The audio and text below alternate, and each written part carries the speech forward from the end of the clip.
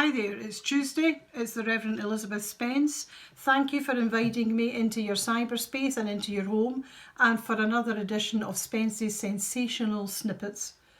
It's all getting a wee bit real now, isn't it? It's another week of what folk are calling the new normal.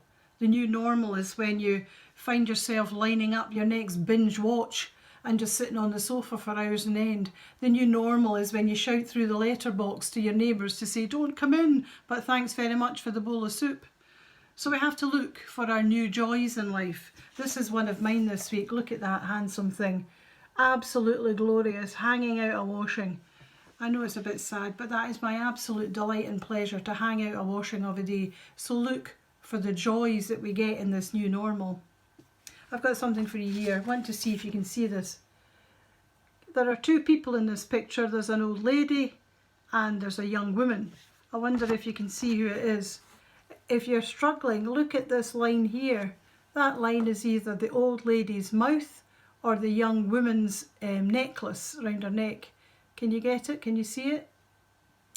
When I first did that, I couldn't for the life of me see the old woman. Finally I did. And it took my own time and it took my own perspective to be able to see it. So at this stage of our enforced staying home, we might all have a different perspective on it. If you haven't had any personal experience of somebody being ill in the house with coronavirus, then you might get to think this is all a wee bit too much. This is a bit of fuss about nothing. And you might just begin to think about having that non-essential run to the shops for that non-essential bar of chocolate. Wait a wee minute though. I think you'll find, officer, that a bar of chocolate is indeed essential. But you know what I mean. If you've got someone in the house who is ill, as we have, then you see these things differently. You see them from a different perspective.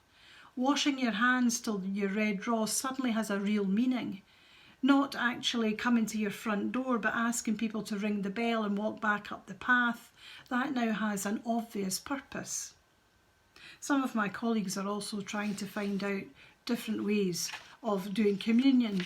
Maybe they'll start this one. I don't know if they're allowed out.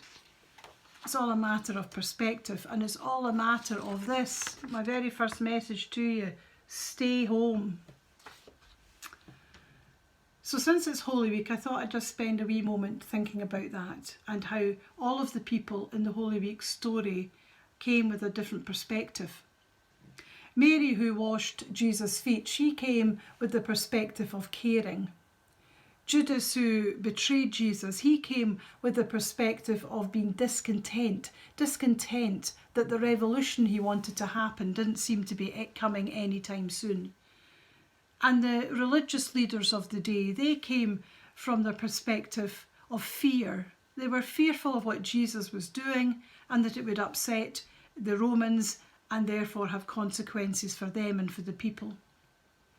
All are in the story, all come with their own perspective of that story. They all come with their own consequences to it. Jesus went to the cross from a perspective of love. And he did that for every living soul, for then, for today, for tomorrow. So this would seem like a good time to just stop for a moment and have a prayer. So let's pray together. Faithful God, we come to you with our different ideas, our different worries, our different joys, our different prayers. Yet you hear each one and you respond to each one. We ask that you be with all who are struggling at this time. Struggling with lack of good health, lack of purpose, lack of social contact. Help them to see things from another perspective and bring them cheer and joy into their lives. And we ask this, our prayer to you, O God. Amen. So as we go into another week of lockdown and physically distancing, as we are devastated when we come to the end of the binge watch of Grey's Anatomy series 1 through 16, or that secret squirreled away chocolate pile is no more. Keep things in perspective. Is it a duck? Is it a rabbit? See it from your own perspective. So until Friday, stay well, stay safe, stay connected.